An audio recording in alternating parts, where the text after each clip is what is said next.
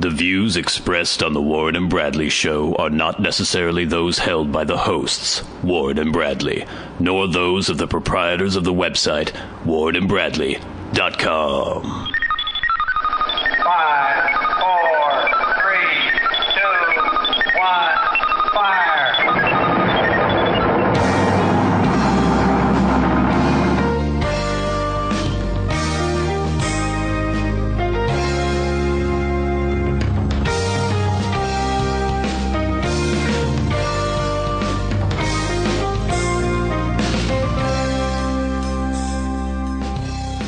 Let's make some magic. It is magic time. Hello and welcome once again to the Warren and Bradley Show. I am one of your hosts, Bradley Victor. And the other host, Warren Van. It is Father's Day on the Warren and Bradley Show. Yeah. I was a little late getting into the Warren and Bradley studios. I was struggling with my computer, getting irritated by the Wonderwall, having trouble with my Celebrity Minute stories. And then Warren comes waltzing in, and apparently you did nothing with your father on Father's Yeah, we didn't Day. have any plans to do anything. I saw him last weekend. It's probably fine. That's enough. Once a year. Yeah, I actually moved, as you know, and I actually disconnected my phone, so I don't have a phone now. Yeah. Did you tell your family beforehand? No, I didn't tell anybody. You just have no way of getting hold of you? No. You know what? It's fine. If your family wasn't able to contact you for several weeks, would there be any sort of worry? Would they think that I would something think so. had happened? Yeah, I respond if people email me or something Yeah. like that. Yeah, I get in touch with people. So people would come looking for you eventually. Yes. So if you lived by yourself and you had an apartment by yourself and you were to die, you had some sort of massive coronary or some sort of embolism or something, you collapse in the shower, there's blood everywhere, your ear is just pumping blood. Yeah. And how long would it take? Well, I guess you have a girlfriend, though. Yeah. So she probably checks up on you every This once in a while. question doesn't is she? more relevant for you, I It think. is. Yes. Yeah. Well, see, You've been here for weeks. If I didn't show up for work, people would wonder what was going on. Yeah. Yeah. It's interesting. You never want to get to the point where your body could be undiscovered for several weeks. Like Lane Staley of Exactly. Alice in Chains. Yes, exactly. Yeah, who just OD'd and was in there for days, apparently. No one knew. When you're some crazy drug addict hermit. Yeah. That's what. Well, the drug addict hermit part might be an indication that things are going badly to begin with. Yeah, that's the first sign. Yeah. Before the death. Yeah, that's good. I guess that's a good way to judge how your life is going, is would people find your corpse in a timely manner? Okay, well, this is not good for you then, is it? They would. I just said, if I didn't show Because up for you work. didn't show up for work. Someone would Yeah. be like, get your ass to work. Eventually. Well, Would they break down the door? There'd be a lot of phone calls. I'd be laying there dead as my body is. This is day one. And this is like 20 minutes after I was late for work, too. I'd be getting phone calls and phone calls and phone calls. They'd give up for the day. And so my body would stay there for probably that day and then that night. And then the next morning, when I didn't show up again, there'd be more phone calls. And finally that come day, break down the door? somebody would be like, okay, what the fuck's going on? Yeah. And they would come find me. So But if you didn't have a job, you could be here for yeah. So I would think at least a 24-hour a period. week. I guess if you didn't have a job, you could be here for a week. Because then I try to podcast. Maybe. You I'm would trying to think respond. of anyone else. I mean, there are people who... Maybe 2 weeks. Because Try to get then in touch after the with me first every week, I once just in be a like, well, I guess he's not around. And then the next week, I might be like, all right, I guess he's not doing the podcast. Maybe I should call the Well, you could look authorities. from the street, you can look in my window, and if you saw like some sort of cloud of corruption rising from my corpse... Is that what happens? Clouds of corruption rise from corpses? You could see the vultures and the... Well, I might be able to smell something eventually, too. Yeah. I could get in here and be like, something don't smell right. Well, I would think it would only be a few days until people in the building started smelling something. Yeah. Yeah. You never know. It's an old building. Yeah. I don't know. Well, the way my life is now, I think a day tops, and people would find my body. Okay. So that's something to be thankful for, I guess. I did the Father's Day thing. Yeah. Had some irritation. Okay. What is with restaurants that don't ever answer the phone? Oh, because they get so busy? I don't even know if it's that they're busy, but I was trying to make reservations for Father's Day. There was a certain restaurant that everyone wanted to go to. For days previous to Father's Day, I was calling during business hours. The Applebee's? No. Okay. Over and over and over. Could never get anyone on the phone. Just kept getting the answering machine over and Yeah. over. I know they're open. I know they haven't just suddenly closed and left town. So I left 3 or 4 messages. Yeah. Hello, my name is Bradley. I would like reservations for this day at this time for this many people. Could you please call me back? Left 3 different messages. Started this whole process about a week before Father's Day. Still never heard back from them. So finally today I was like, well, let's just show up and see what happens. course, we show up. It's totally slammed. I go up to the hostess, who, unfortunately, I had dated for a while. Oh, yeah. And who then I just kind of stopped calling. Well, she stopped calling me, too, to be fair. You always spin this in a way like you were rejected, but you're probably mean to her. No. I wasn't mean. Yeah, no. Yeah. This is what happens. Dating somebody, nothing physically happened at all. Yeah. We just hung out a couple times, and there was nothing there. There's no rapport. And Okay, now I know what restaurant you're at. yeah. And so then it just kind of petered out, and that was it. Yeah. Okay. But anyway, she's, women always still kind of have that, well, hello sort of thing going on. So anyway, I went up to her, and she was like, hello. And I went, yeah. So I tried to call a bunch of times and couldn't get anybody. Oh, I'm sorry. Like, yeah. Did anyone actually take my reservation?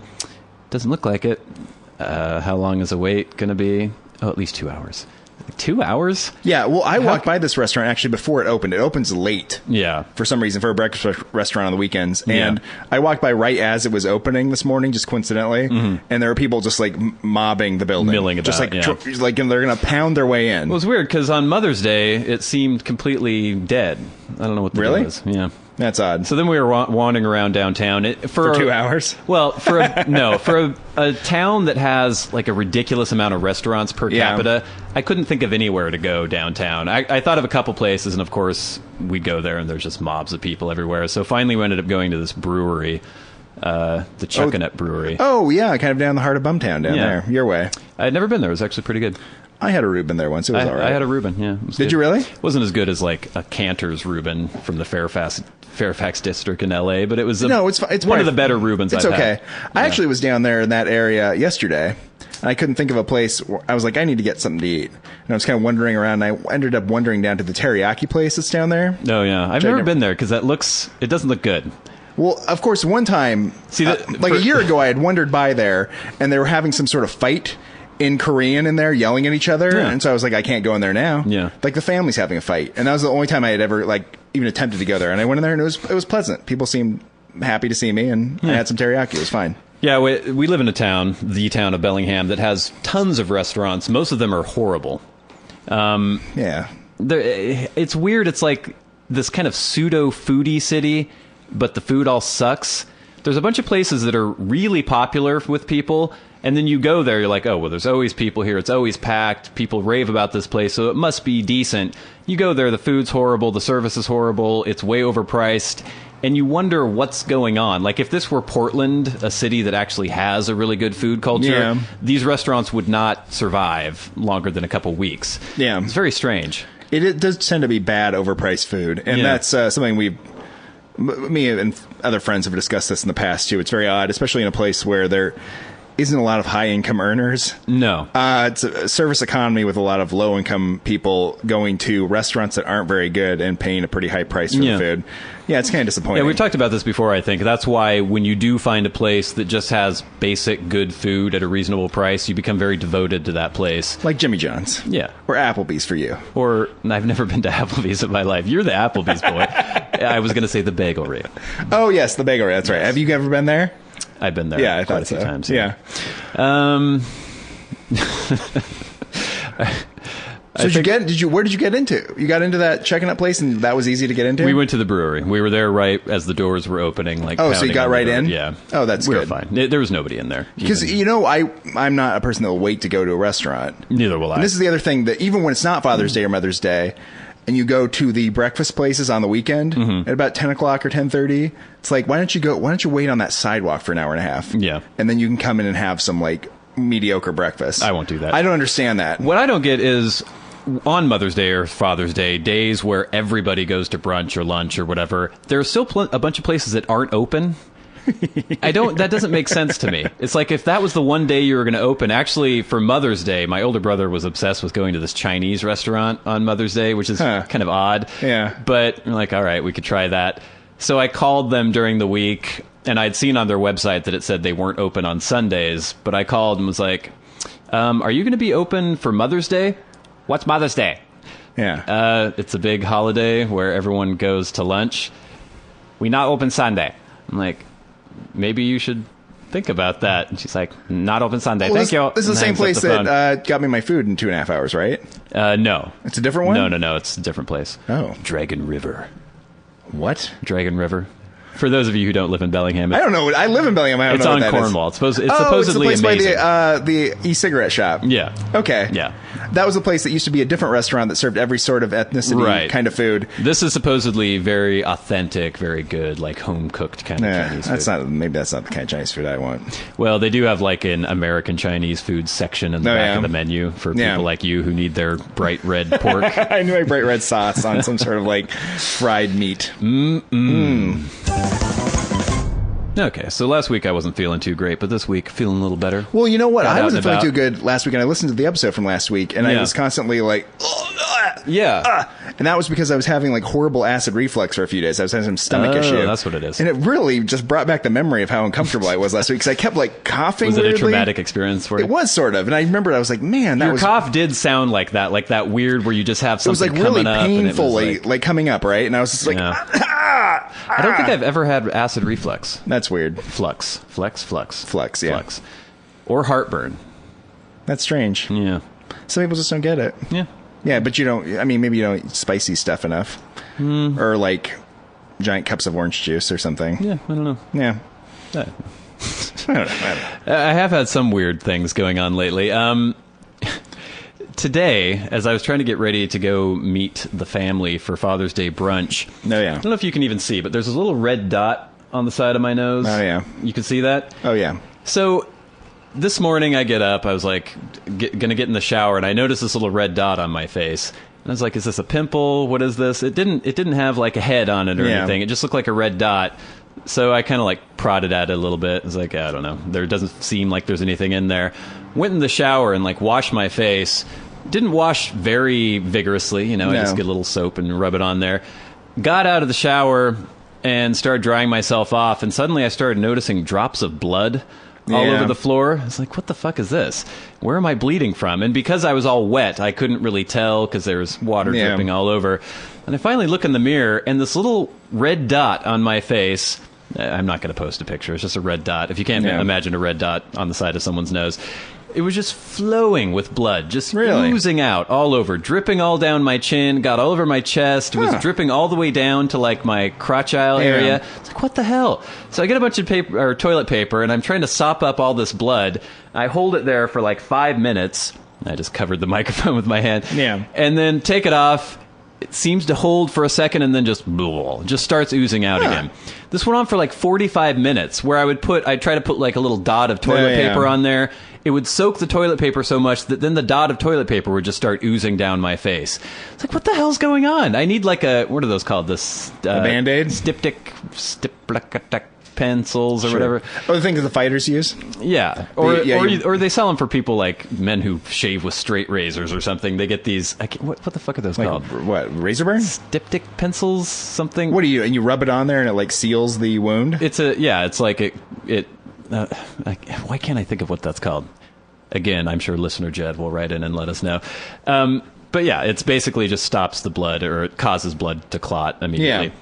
But yeah, it would not stop bleeding. And so for a good 35, 40 minutes, I just had to soak up all this blood, filled huge wads of toilet paper with blood. And then finally it kind of stopped, and I went and had brunch and everything. And then afterwards I went to go have coffee, and I guess I'd forgotten about it or whatever, and I probably like scratched my face or did something, and I was sitting there ordering coffee, and the person was like, you're bleeding. And I went, really? And then, of course, I could feel it dripping into my mouth. Ooh.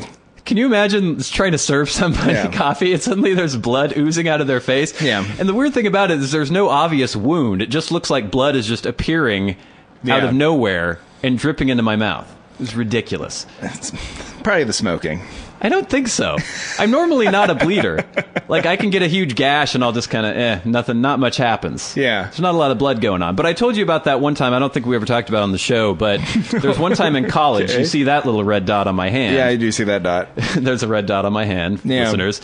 And at one point in college, I just scratched it, and it started spurting blood all over the place. And I was filling newspapers with blood because I was just in my dorm room and I was trying to find something to wipe it up with. And newspapers? A whole entire newspaper I was sopping up this blood with. And at one point, my girlfriend at the time came into my room, and I was like sitting there on the floor with all this bloody newspaper everywhere and blood all over me. I don't know what the fuck that is. That's strange. It was weird. Maybe you have some sort of disorder. I don't know. I'm not a hemophiliac as far as I know.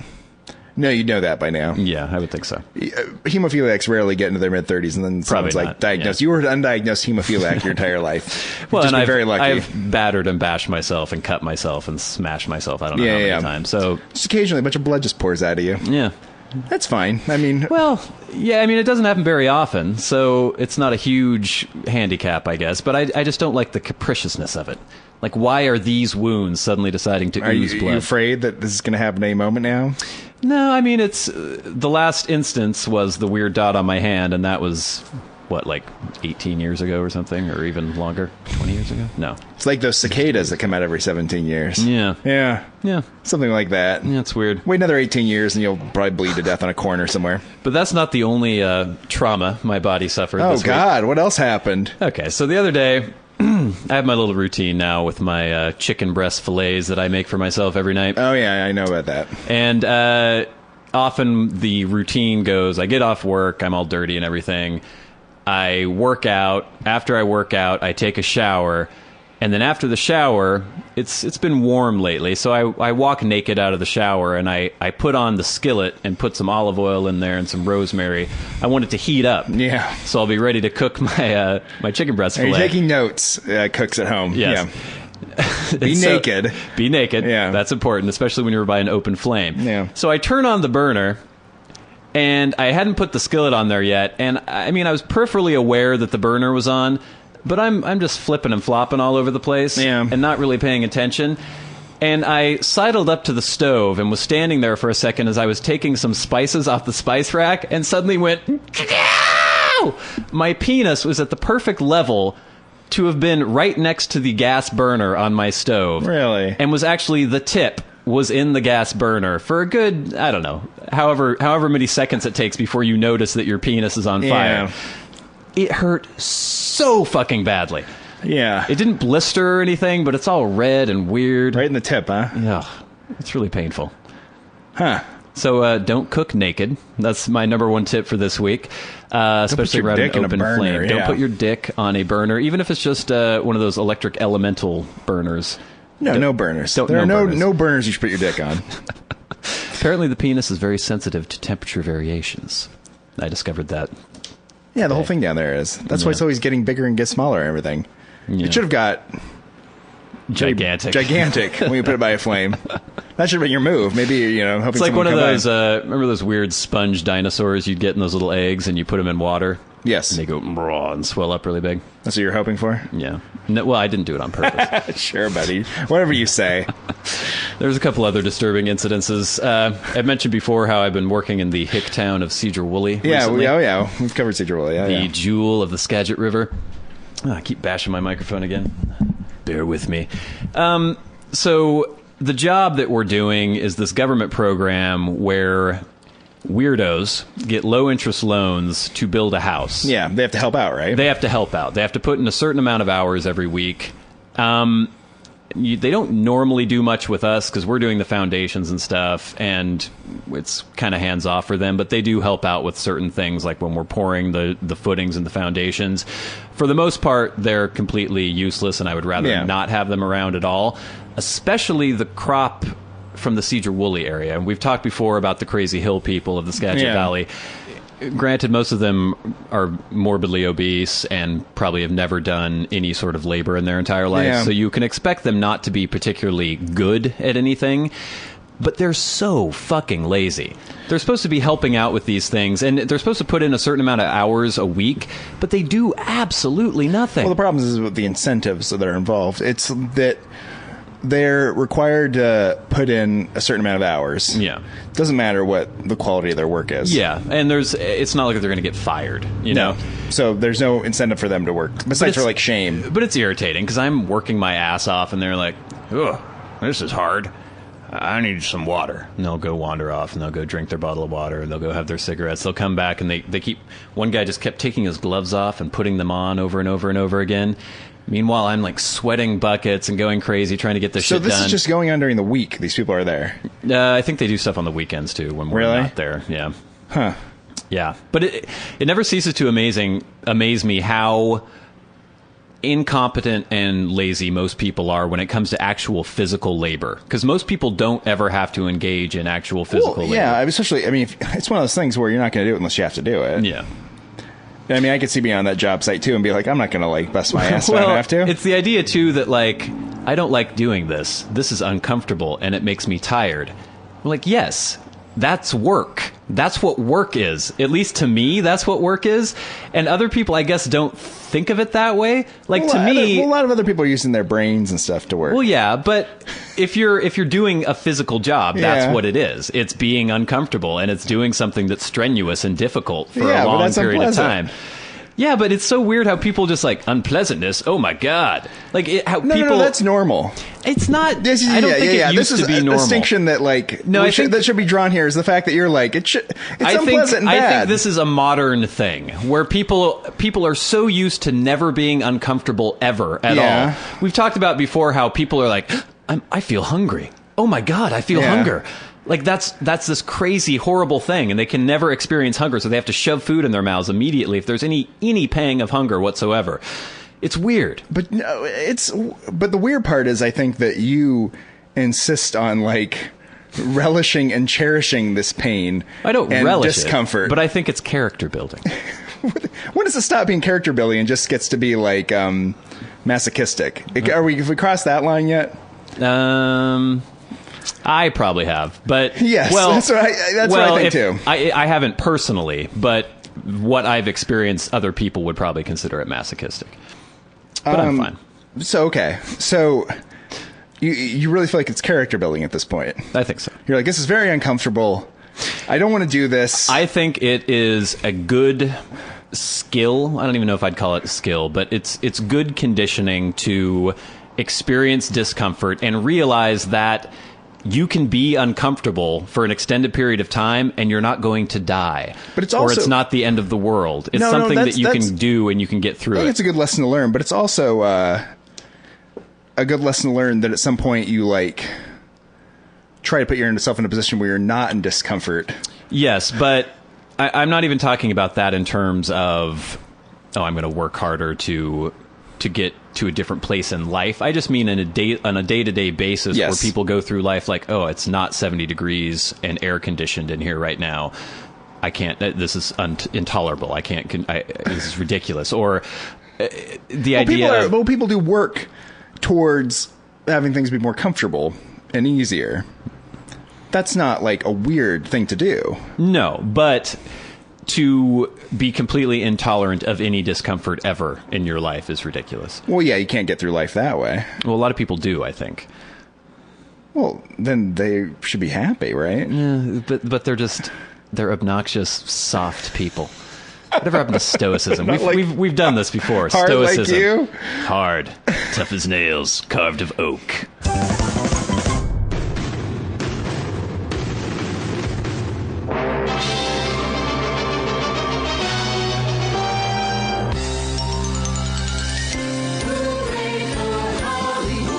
Celebrity Minute on the Warren and Bradley Show.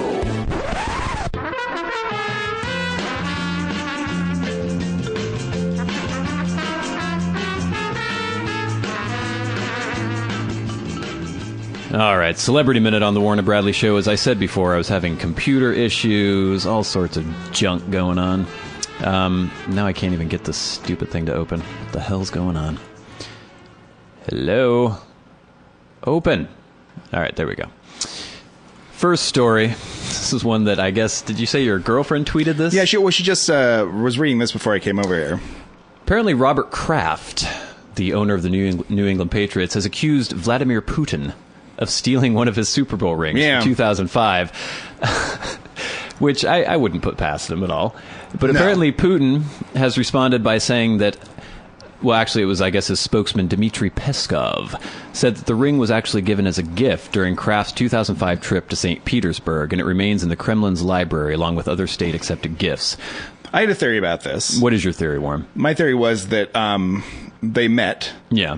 And he was like, look at this, I got a Super Bowl ring. Mm-hmm. Show it to Putin, hand over to Putin for Putin to look at it, and Putin put it in his pocket. Do you think it was a misunderstanding due to a language barrier, or do you think Putin was just using that as an opportunity to steal his ring and pretend that it was being given to him? I think it was probably a misunderstanding. Vladimir Putin this is a person like who a barbarous poisons person. people and, But I don't think he would imprisons Pussy Riot. Steal intentionally a famous thing from a famous American. Well, if you think about it, what's Kraft going to do?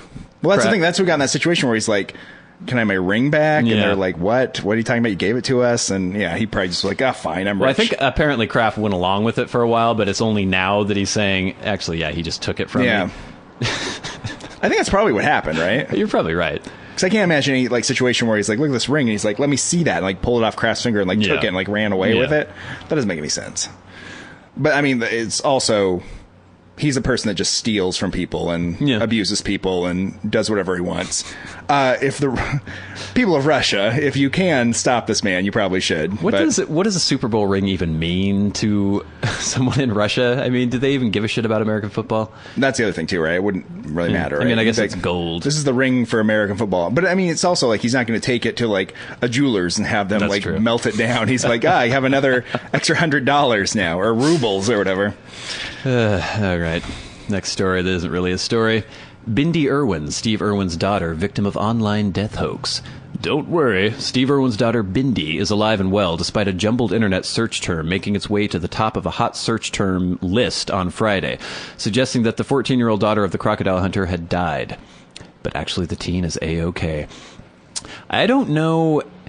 It's weird how these things start. Apparently there was some Twitter post or something saying, or I don't know if it was a hashtag or something, saying that Bindi Irwin died.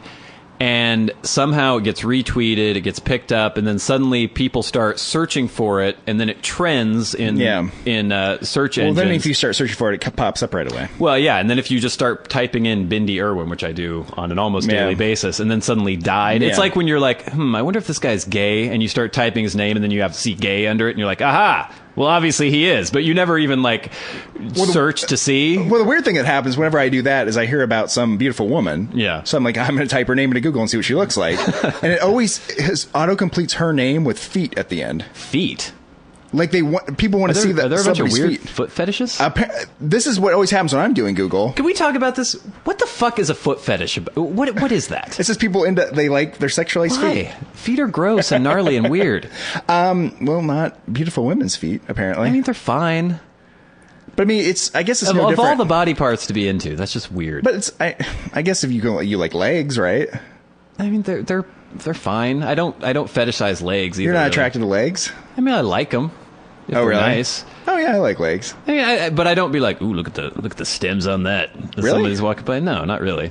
Unless it's just like, holy shit, like the whole body is just amazing, and I might notice something. But I don't take one body part and fetishize it and concentrate my weird sexual. You have a more holistic weird sexuality thing. Okay. Makes sense. But what are they doing with the feet? Are they yanking them off with their feet or something? I know. I think they have sites that show their feet. And I think there's things that you can do on the internet where you can look at just pictures of feet and stuff. Yeah. And people doing things with their feet and being like, ooh, look at my foot. I've seen things where people are stomping on things, crushing, I don't know, they'll get a bunch of pies or something and smash the pies. Well, that's supposed to be the roots of it. It's supposed to have something to do with when you're crawling around as a kid and somehow you're seeing these feet tromping around you, these women's feet, your mother's feet, and that does something to you. I don't know why it's feet other than that explanation. But if you take a woman's name and type her into Google, you'll see feet autocomplete. I always see if it's an attractive actress and I type their name in, there's always hot autocomplete. Or naked autocomplete. Hot? Yeah. Is that just because you want to see a hot picture of the person? Well, I'm not doing it, but if I'm looking up, let's say I wanted to look up Kristen Stewart or something. If you type Kristen Stewart, then it'll be Kristen Stewart hot. Yeah, okay, let's do this in Google. Let's type in Kristen Stewart and see what happens. All right. Because I'm curious. Do you remember when we were kids, though, and there was rumors that Zach Morris from Saved by the Bell was always dead? Yes. You remember that? And it would go around, and it was always going around. Okay, so the top ones for Kristen Stewart were Kristen Stewart on the road, Kristen Stewart Robert Pattinson, Kristen Stewart cheating, Kristen Stewart Twitter, Kristen Stewart Oscars. Didn't get feet in there. No hot or feet. All right, type this chick in. Okay. It'd be weird if it was the crocodile hunter's daughter. This is great pod. She looks pretty young. What's her name? Bindi? Bindi. Who are we I guess it typing should in? be all dead. Bindi Irwin? We're typing in Bindi. Bindi Irwin. Eulogy. Yeah, I guess it is trending. So anyway, she's alive. She's fine. Oh, next story. Amanda Bynes apologizes to Drake, said she could never marry a German. See, what I love that does one have to do with the other? It doesn't have anything to do with the other. They just decided to cram the two together in this headline. Amanda Bynes has apologized to Drake, saying, "I'm sorry about the tweets I said. I didn't mean what I said. I hope to become friends with him instead of smashing him." That's nice. Earlier that morning, the morning of the tweet of her apology to Drake, she also shared her thoughts on love with her 2 million Twitter followers. She said, "You know you're in love with someone when you don't want to go a minute without talking to them or seeing them. Everybody's made for somebody. You're lucky if you find them or they find you." Mm-hmm. I call that obsessive and creepy when you can't go a minute without talking to someone or seeing Well, if it's somebody. literally true, yeah. Yeah, I think she means it literally. Okay, what is it? Where did we get a German thing? The German thing, I guess she made another out-of-the-blue announcement via the social networking site Twitter on Thursday, June 13th, saying, "I could never marry a German because I'm Jewish." What prompted such a revelation from the actress is unknown. She probably just found out about World War II. I guess Drake is also Jewish. Yes, I did know that. I know he's had a bar mitzvah. Do you think she just found out about World War II? Maybe she. That's possible. I bet she stumbled across some like Discovery or History Channel. Or Schindler's List was on cable Maybe. or something, and she was like, "What the hell? What the hell happened here? Yeah. Who are these Jewish people like me?" I wonder if she realizes that the current Germans are not the Germans who perpetrated the Holocaust. It's true, but I also heard someone the other day on some podcast I was listening to talking about how there's a lot of There's a ton of there's a ton of it there. Still You Germans are bad. The fact that they outlaw anything to having anything to do with Nazi Party, Nazi imagery, anything means that there's a big demand there's for it. a lot still going. You know, your country still has latent anti-Semitism when you have to outlaw something like that. Because if it wasn't a big problem, they'd be like, if fringe idiots want to goose step around, it's fine. Yeah, they still hate the Jews. Next story, Robert Downey Jr. calms boy upset at not seeing Iron Man. This is a stupid story. Well, how would he ever end up talking to a boy who hadn't seen Iron Man? Actor Robert Downey Jr. may not be a real superhero, but he sure acted like one for a little Massachusetts boy. I picked the story because it's nothing. Yeah. But it's supposed to be showing what kind of a good guy Robert Downey Jr. is. Yeah. And he may be a good guy. I don't know. He seems like he's pretty friendly.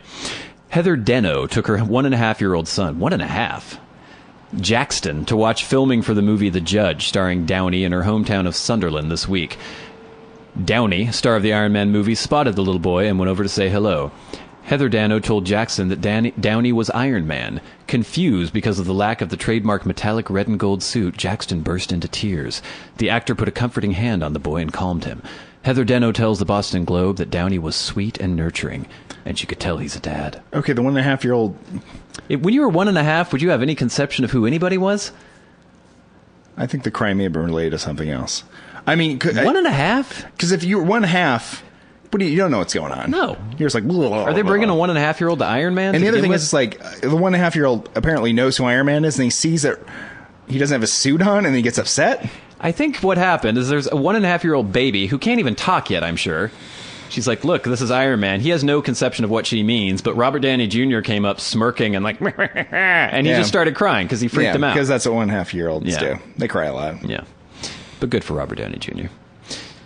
We're going to skip this story. Next, from the Associated Press, 3D TV falls flat. ESPN is killing off their 3D broadcasts. Thank God. This whole 3D TV fad. It's weird, isn't it? What the fuck was that? Did anyone really think that everyone wanted to sit in their apartments with giant $200 3D glasses on their faces watching Monday Night Football in 3D? Who gives a shit? Yeah, it doesn't make the experience that much better. I don't even like it in movie theaters, but I can sort of understand why it's popular because it's a experience that sets it apart a little bit. Yeah. You go out and you pay. Well, it's a gimmick. It is a gimmick. And I mean, you can't build like an entire like network on a gimmick.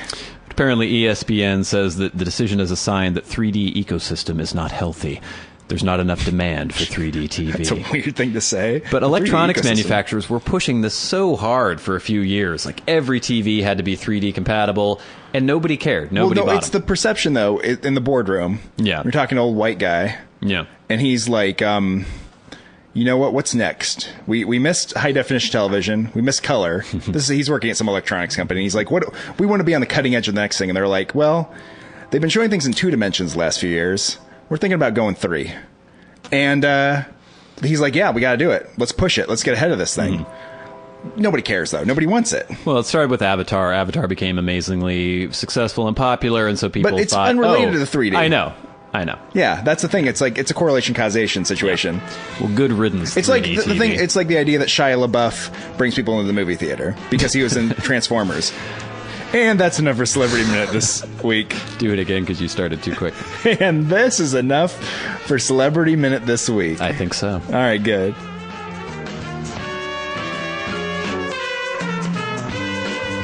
This has been Celebrity Minute on the Warren and Bradley Show.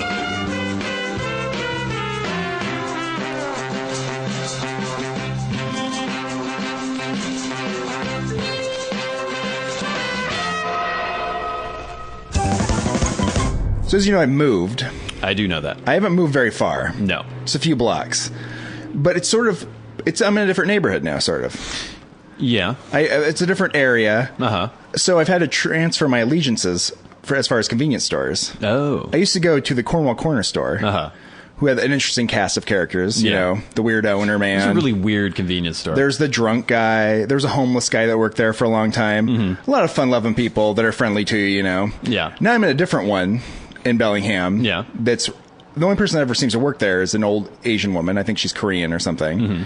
And she doesn't speak very good English. And I go in there and I buy things. She's like, oh, good to see you. And then she goes, and I go, yes, yes, yes. Is she speaking Korean or No, she's she's trying to speak English, but it's just high-pitched and like... I can't handle accents, much less really bad accents, so I just smile and nod. Like today I went in there and I bought some Powerade or something, and she was like, oh, you father? And I was like, what? Excuse me? And she's like, you father? And I was like, oh, am I a father? And I was like, oh, no, not me, because it's Father's Day. And I was like, you know, I just sidled out of there. You know what's happening. You're gonna realize that you're engaged to her daughter at some point. Well, it's weird you start these relationships. She's asking you if you have kids. Eventually, she's gonna be asking if you're married, and then in some huge spew of language that you can't understand at all, you're gonna realize as you're smiling and nodding that you've agreed to marry her daughter. You go to Seoul and marry her daughter. I do that. That does happen to me. Yeah. People are always like, oh, that seems like a nice guy, because I'm always friendly and courteous to adults. Because you just and they're like, you should marry my daughter. Or you should date my daughter. Yeah. Like my dental hygienist was always like talking about her daughter, who lived in another state, and was like, you guys should really, you guys should meet. I think you guys, and I'm always like, I don't know. That's Did you ever see fine. a picture? She seemed lovely. She seemed fine. I think she had a son. Huh. But I think that somehow I must give off the vibe that I'm like a friendly, good provider or something, even though I'm absolutely not, and I have no interest in providing for anyone. But I went into this new convenience store the other day, and I was buying something, and she had this T-shirt on, the Asian woman did, and it said, across the top, in big blue letters, it said, party. And I was like, okay, I understand she likes to party. Yeah. Then below that was an exclamation point, a question mark next to each other. Okay. And then below that was... So it was party with a question? I guess, but this is like 2 different rows, right? Yeah. And then below that was the good time. Huh. Was written. Well, a party is usually the good time. I don't know if it's the good time, but it's a good time. Does she know? What is that? Well, it's this thing. It's the Asian T-shirt thing, It's the right? Asian T-shirt thing. They call it English, which is, I guess, a pretty kind of racist term. But it's all the crazy Japanese T-shirts where they think English is cool. And so it'll be like, you fun now, great, fuck tons, or something like that. And it's all broken They and throw all weird. the good positive words in there, right? Yeah. So the good time and party and an exclamation point. I don't know about the question mark. The question mark was weird. Especially because the question mark and the exclamation point were not attached to any of the words. Right, there was a They're just in separate row. between 2 sets of words. Did you ask her about her T-shirt? No, because this is the thing. What am I going to do? I'm going to be like, so what's up with the T-shirt? And she's going to be like, I can go. And I'm going to be like, oh, okay, that's very good. Do you think she brought that from home, from the old country? Or do you She think must have, right? Is there a place in America where you can find these strange pigeon English T-shirts? I know you can get them on the internet because people think they're funny. Yeah. But I don't think she's not an ironist like that, right?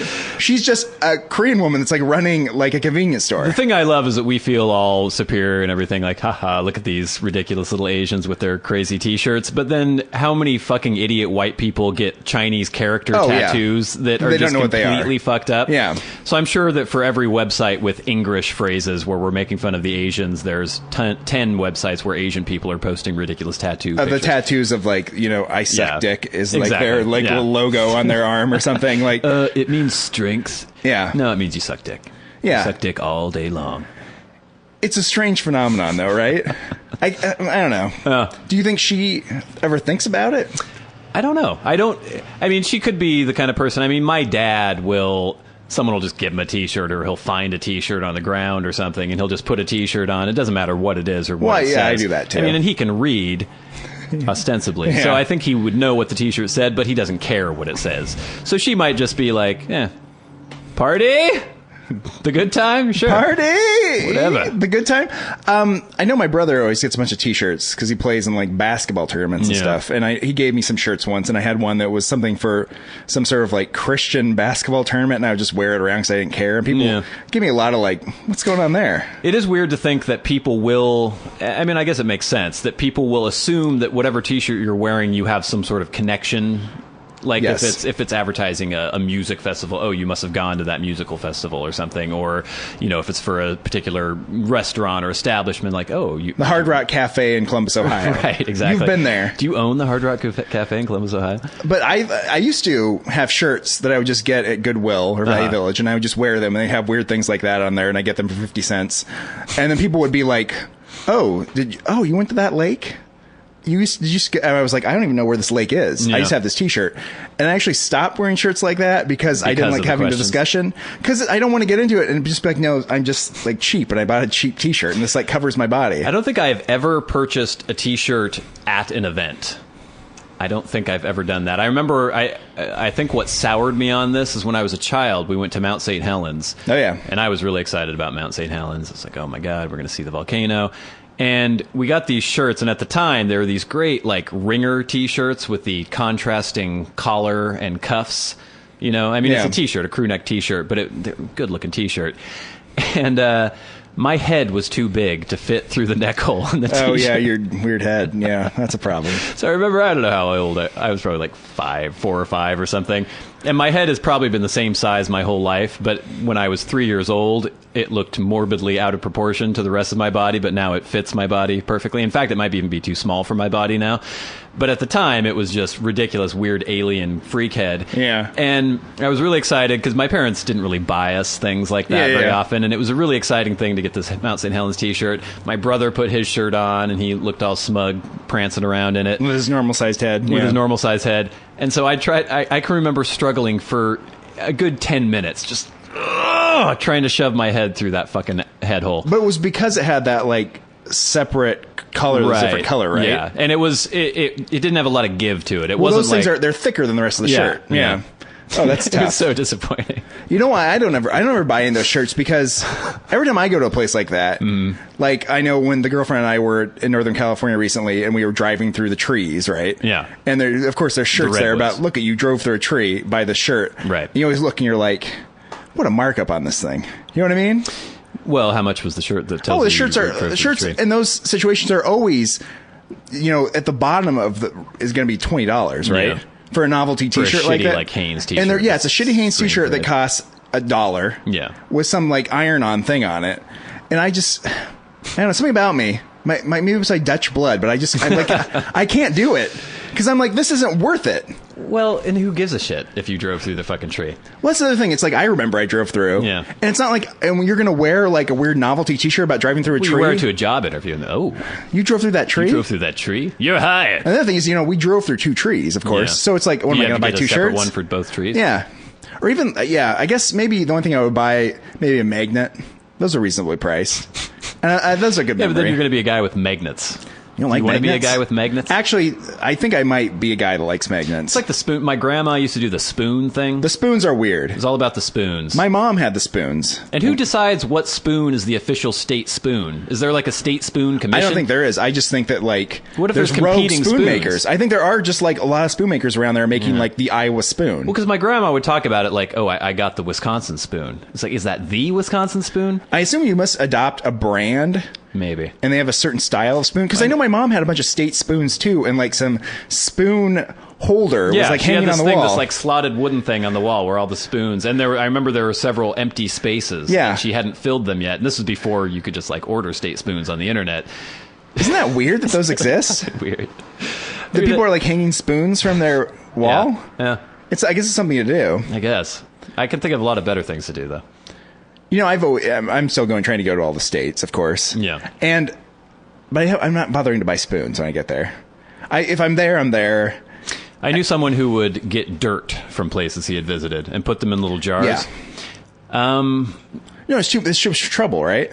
Well, you've got these giant mason jars filled with dirt. Well, it's just dirt. Yeah, and it looks like dirt from anywhere else. I mean, some of the dirt might have a little more clay content. Some might have a little more like loamy soil in there, maybe some sandier soil. But if you're going to haul this dirt around the rest of your life? If you were to pour out several piles of dirt and ask me to tell you which one was Nicaragua and which one, exactly. I would not be able to tell you. Yeah, I don't believe in doing that kind of stuff. Yeah. I think if you go to Nicaragua, have their traditional like Nicaraguan sandwich or something. Is there a Nicaraguan sandwich? I don't know. I know they eat a lot of brisket or like big barbecue. Well, yeah, get some barbecue. Nicaraguan barbecue. Yeah. Get kidnapped and held for ransom, and you'll have the Nicaraguan experience completely, right? So getting back to the T-shirt thing, I get a lot of free T-shirts too because when you do construction, there's always like the different companies, the cement companies, the lazy fat woman that are like, here's a T-shirt that I made to honor our relationship. All the people, like all the reps from the different places, they want you to use their service, so they'll come out and be like, oh, we got some T-shirts, we got some sweatshirts. The problem is that they're all like triple XL because everyone's fucking fat. Well, they want to fit in everyone. They don't want to have like, well, I've got a size 38 and a, you know. Well, you can always go bigger. You can't go smaller. Exactly. Yeah. And so if they give me one of these things, it's a fucking tent, and I would have to belt it and wear it as some sort of tunic or something, and that's just not going to happen. Do you think that kind of advertising works? I don't know. I mean, like if you're walking around with a sweatshirt for a particular cement truck. Yeah. And people are like, you know what? I was weighing my options at these cement trucks. The fact that you have a sweatshirt on that has one on there. I can see if there's familiarity, like if you're a lay person. It's just brand familiarity. If you're a lay person living in this community, there are two cement companies in this community. And if you saw a bunch of sweatshirts with one particular cement company on it, if you thought that you needed to pour some cement, you would go, oh, I've heard of this cement company, and you might call that company. Yeah, they might send you that way. Yeah. I know we have pens as far as marketing materials at my work. Mm-hmm. And we used to people just take them and be like, this is advertising, right? You have the pen. And then my work was like, we're spending too much money on pens. So we don't have any pens now. How much are pens? Not that much. I wouldn't think so. No, you wouldn't think it's that much. And I think we also had some like custom-made hand sanitizer made. Well, it's just a little bottle of hand sanitizer with the logo of the company on it. It's kind of weird. And those just sit, right? Because nobody cares about that. No. It was a weird decision. I don't know why we have those. I've never used hand sanitizer. I don't use it either. Wow. I don't see the point. Well, it's the idea of like this dry rub. Well, it's not dry. I mean, it's a liquid thing. No, I don't like that. But without rinsing? Without rinsing or anything? Yeah, I'm not into it without rinsing. But I'm also like, I'm just starting to learn how to use like lotion though too, because I have that same feeling. I used to have that same feeling about lotion. Learning how to use lotion. Well, it's like the idea, you're putting it in your mouth again. Yeah, well, the idea that you're like going to take something, right, some goopy thing, rub it all over your hands, and be like, and I'm done. I feel like I should like run water over it, and like rinse it off. Does every woman in the world just have scaly lizard skin? Why are they all sopping lotion all over themselves constantly? And men never do for the most part, and we're fine. Our skin isn't sloughing off all the time. We're not shedding our skin like a snake. I don't put lotion on my hands. I don't put lotion on my elbows. I don't put lotion on my kneecaps. And look at how smooth and supple my elbows are. It's beautiful. They're fine. Yeah, I don't know. I think it's a cultural thing. Yeah. People started doing it a while back. I don't think people were doing it when we were kids. I don't think so. There wasn't like a ton of lotion around. I think it's that thing, too, where once you start using it, it's the same shit with the soap and the shampoo. It sucks all the moisture out. And so you have to keep applying. Well, that's true of the lip balms too. Yeah. Oh, don't get me started on the lip balm. People get compulsive with the lip balms. Never used chapstick in my life, and I never have chapped lips. Or this is what'll happen. The first really cold, windy day in winter when I'm working outside, I might get a little bit of a chapped lip. Yeah. Or two lips, actually. And then, if I just let it heal, I never get chapped lips again for the rest of the winter. What happens is you fill all those cracks in with chapstick, and it can't heal properly. Yeah. And you're addicted to it. Yeah, and people get hooked on it, right? And then they're always just like taking it out as like a tick, and they're like putting it on constantly. The madness. It's one of those things that people just start doing. Loofing the elbows and all this shit. Like, why do they have such weird, scraggly elbows? It's like, my dog, Maxie. Her elbows were all scaly because she laid on concrete on her elbows all the time. Women. Is that what women are doing? Well, mine's a little dry. Look at it. I don't know. It doesn't look that bad. It's not uncomfortable or anything, but it is like dry. But it's also fine. It's like, you know what I mean? Yeah. The back of my elbow is a little bit dry. Yeah, I guess yours do look a little dry. It's not really a problem. Yeah. It's a little chalky back there. But it's not like a medical condition that I need to put some lotion on for. The only thing I get is occasionally my face. I do a little face. When I grow, I have like a little bit of a beard going right now. Mm-hmm. And under there, it gets a little bit dry. And it gets weird and scaly and stuff. And when I shave the beard off, I have this weird rash on my face for some reason. And I have to actually put lotion on there to bring that back. But that's it. Sometimes I'll rub lotion to my beard for that reason. Ball sack. I've never had a dry ball sack. I've heard this conversation the other day where people were talking about how smelly their balls get and how they use... Actually, I think Adam Carolla was talking about this too. They use talc on their balls. My balls don't get that wet or smelly. My crotch area gets very wet and smelly. Really? So I use talc. Okay, because I have no basis. To me, I hear this and I'm like, what the fuck is everyone talking about? Yeah, some people get it and some people don't. My balls are fine.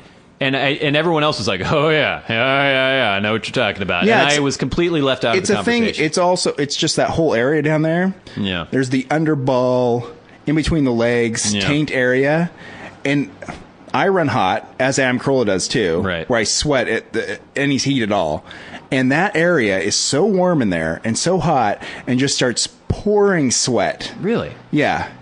And I was always like, so uncomfortable down there. But if you take it, I get a little Gold Bond. Take it, you apply it down there. Yeah.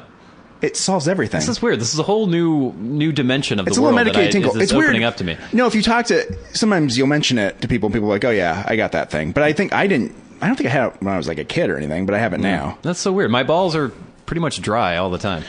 And you don't have this like horrible thing going on in there. Yeah. I mean, if it were 80 degrees and I was out working for 4 days in a row and did not take a shower in those 4 days, which then would never happen, get like that. Then I might get an odor coming from my balls. But it would just be kind of like a musty kind of man odor. Mine's not an odor situation as much as it's just like a comfort situation. Yeah.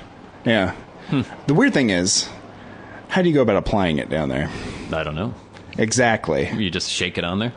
But how? I don't know. Because it's on the undersurface. Well, what you do is you get on your back on the ground, and have you ever done that thing where you do almost like a headstand, except you just lay with your neck flat against and your shoulders kind of on the ground, and you jerk yourself up so your balls are dangling above your face, and then you shake. Of course, then you get some on your face. Yeah, exactly. You get some on your face. Yeah. Well, why can't you just grab the balls, stretch them so the underside is exposed? The balls being in the way isn't a problem. The problem is that you're applying a dry material that doesn't stick. Well, does it have like a shaker top on it? Yes. Well, then you just stretch it out and you shake it like that onto your... I'm motioning at ball shaking going on right now. Because my ball, I could stretch them out like to mid-stomach if I wanted to. That's actually not a bad idea. Yeah. I guess that could work, and that would like spread around in there when the balls return to their space. This has been such a far-ranging, excellent conversation. The thing that I do with it is I'll like go and like stand somewhere, and I'll be like, okay, I'm going to put some like Gold Bond on my taint, and I'll like just like poof, and I have to like put it up there, and then the rest of it will go down. You put it on your hand first, and then like shove it up there. Yeah. Yeah. I know what you should do. You know what people do when they're like, I don't know, if they're going to make fried chicken or something, they get a paper bag and they throw the like flour and spices and everything in there. Then they take the chicken breast with batter on it, they throw it in the paper bag and they shake it up in the bag. Yeah. What you need to do is get a paper bag, fill it with Gold Bond, put it over your balls and your taint, and then just shake it back and forth. Okay, where I thought you were going was that you need to get a chicken breast, and I need to put the Gold Bond in a paper bag and shake it around, then rub the chicken breast all around my Well, you could do that too. carriage there. Yeah, I know. This is so I had no idea that you used talc or Gold Bond or whatever. Oh, I've been doing it for years now. That's so weird. I know another friend of ours, at least, that does it too. I heard the Adam Carolla podcast, and I heard these other people talking about it, and I thought they were aberrant and strange, and that this wasn't normal in any way. But apparently it is. Like, if I go somewhere, let's say I'm in the South or something, or back East or something, and I do a lot of walking around somewhere, I'm like visiting or something, and I'm sweating constantly, and I'm walking a lot, it gets really uncomfortable down there. Like, bad. And I need the stuff. When I was in New York, actually, even last winter, I was doing a lot of walking around and I was getting sweaty and stuff. And I was like, I went to a Rite Aid in Chelsea and I was like, give me some of that. And I got the extra strength. And the cashier gave you a knowing look. They're like, yeah, I know what you're into. I'm like, what would I do with this? And then I went and applied a little bit and I was like, oh, this is great. It relieves everything. The longer I've been alive, the more I've realized that I'm very lucky in terms of sweating and body odor. Oh, sweating. Yeah, it's annoying. I don't have much sweat going on. I don't have much body odor going on. But my feet never smell. Good for you. My hands do. When I wear gloves all day, my hands smell like feet, but my feet never smell like feet. I know when we were kids and we'd have recess and stuff, and you go out there and run around for 15 minutes and then come back in and sit down, and I'd always be like pouring sweat, and we'd always have to wear jeans, right? Yeah. Because it was for the Lord. It was important that we not wear shorts and be comfortable. And so I would always just sweat, and sitting there trying to get my body to cool down again, and I was just uncomfortable for the rest of the day. Because it was like being sweaty and gross. You know what I mean? When your shirt feels different, when you're like have dry sweat over your body, it just was uncomfortable. And I always felt that way. And like when we had PE in high school, I didn't want to like run around or something. Just talc up your entire body? Well, that's the thing. It's like there's no way to do it. The only way to make you feel good and refreshing is to actually take a shower. Yeah. Yeah. It's annoying. It's a curse. It's a hard life, Warren. All right. I think that's enough time for the Warren and Bradley Show this week. I like that last section because we just blathered on for a good 20 or 30 minutes. I don't even know how long. We weren't all regimented with segments and things. I think it's fun to do that every once in a while. Okay, good. We talked about T-shirt giveaways. We talked about ball talc. Yeah. It was great. So I think that's enough for this week. I've been one of your hosts, Bradley Victor. That was Warren Van. Saying... Talk your balls. Sick, sweaty bastard. This has been the Warren and Bradley Show, brought to you by Warren Van and Bradley Victor. For podcast news and information, like the show on Facebook at facebook.com/Warren and Bradley. Follow the show on Twitter at Warren and Brad. Subscribe on iTunes and leave a review. For episode archives and episode pictures, go to warrenandbradley.com, and to contact the show, write to podcast at warrenandbradley.com.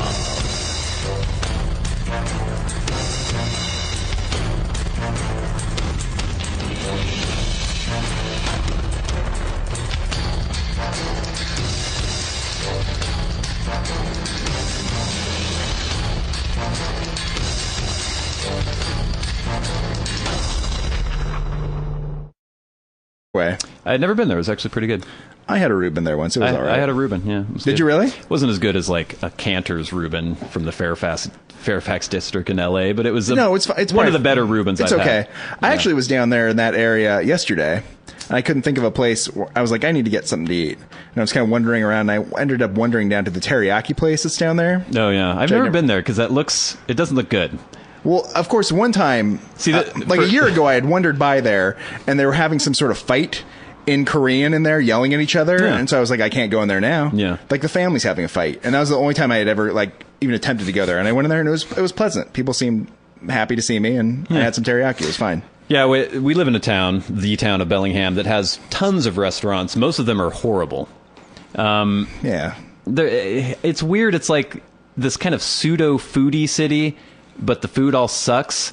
There's a bunch of places that are really popular with people, and then you go there, you're like, oh, well, there's always people here. It's always packed. People rave about this place, so it must be decent. You go there, the food's horrible, the service is horrible, it's way overpriced, and you wonder what's going on. Like, if this were Portland, a city that actually has a really good food culture, these restaurants would not survive longer than a couple weeks. Yeah. It's very strange. It does tend to be bad, overpriced food, and that's something Me and other friends have discussed this in the past too. It's very odd, especially in a place where there isn't a lot of high-income earners. No. It's a service economy with a lot of low-income people going to restaurants that aren't very good and paying a pretty high price for the food.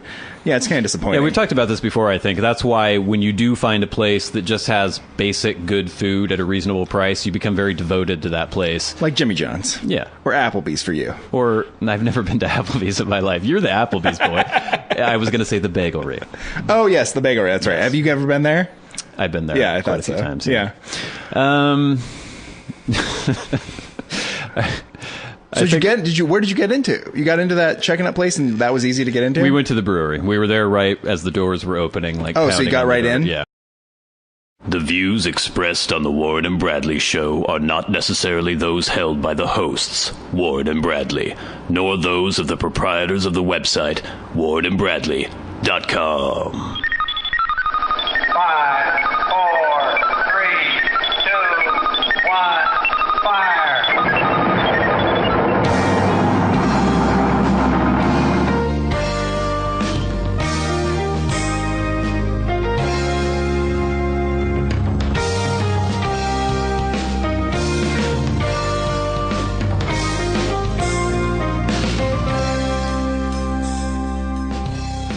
Let's make some magic. It is magic time. Hello and welcome once again to the Warren and Bradley Show. I am one of your hosts, Bradley Victor. And the other host, Warren Van. It is Father's Day on the Warren and Bradley Show. Yeah. I was a little late getting into the Warren and Bradley studios. I was struggling with my computer, getting irritated by the Wonderwall, having trouble with my Celebrity Minute stories. And then Warren comes waltzing in, and apparently you did nothing with your father on Father's Yeah, we didn't have Day. any plans to do anything. I saw him last weekend. It's probably fine. That's enough. Once a year. Yeah, I actually moved, as you know, and I actually disconnected my phone, so I don't have a phone now. Yeah. Did you tell your family beforehand? No, I didn't tell anybody. You just have no way of getting hold of you? No. You know what? It's fine.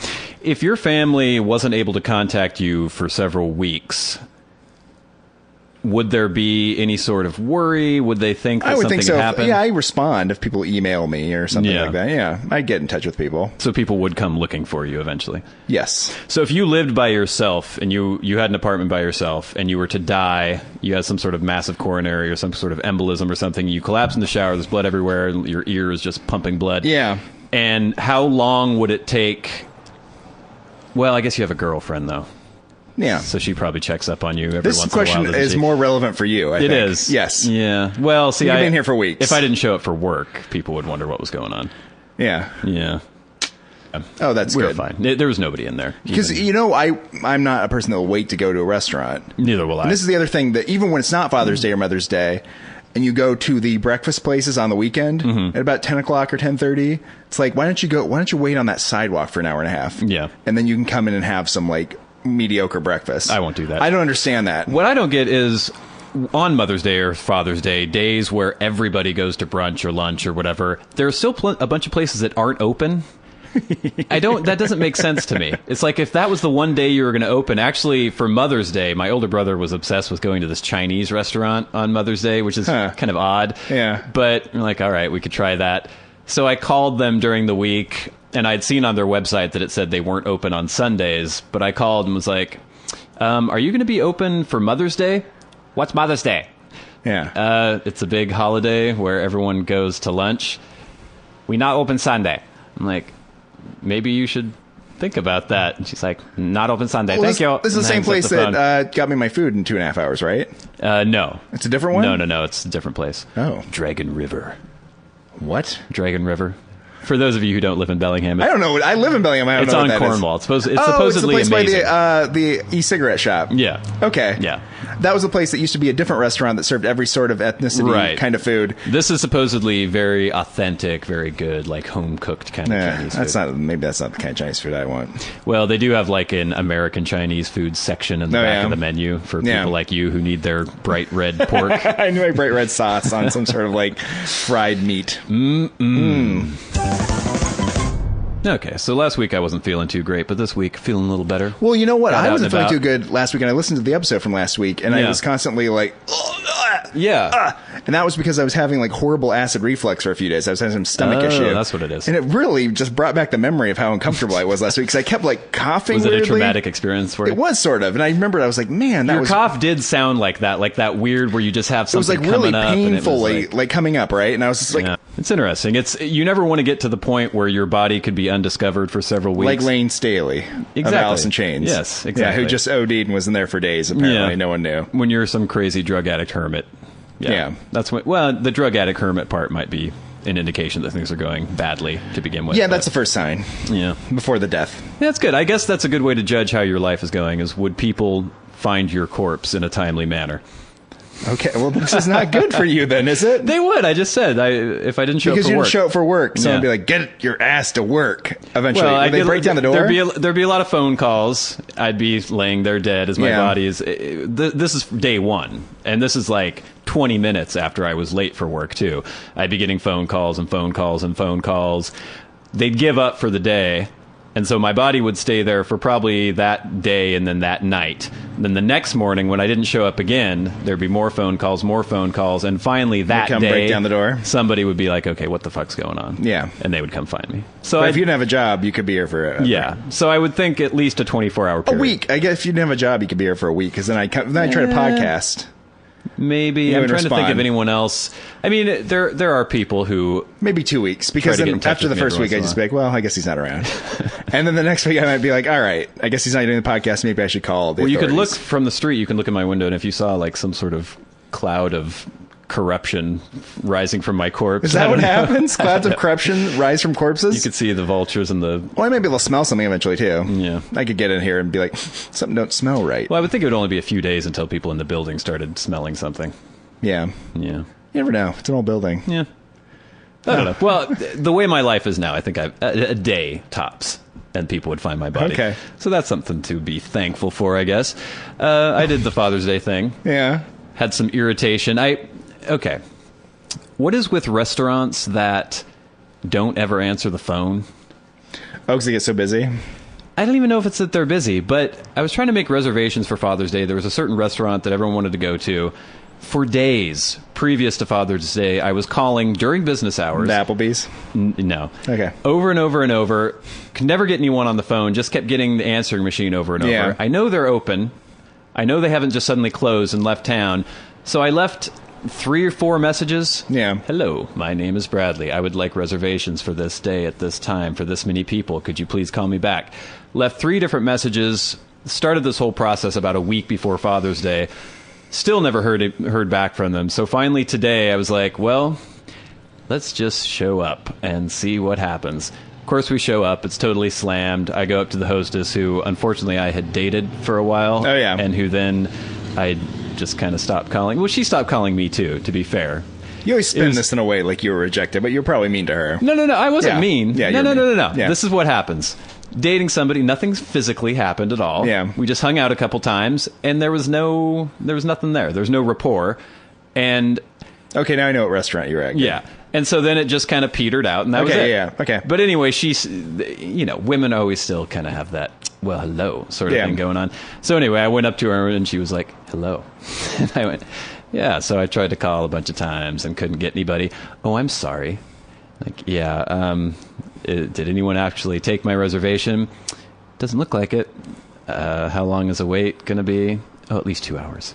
2 hours? Yeah, well, I walked by this restaurant actually before it opened. It opens late. Yeah. For some reason, for a breakfast restaurant on the weekends. And Yeah. I walked by right as it was opening this morning, just coincidentally. And there were people just like mobbing the building. Milling just about, like, yeah. like they're going to pound their way in. Well, it was weird because on Mother's Day, it seemed completely dead.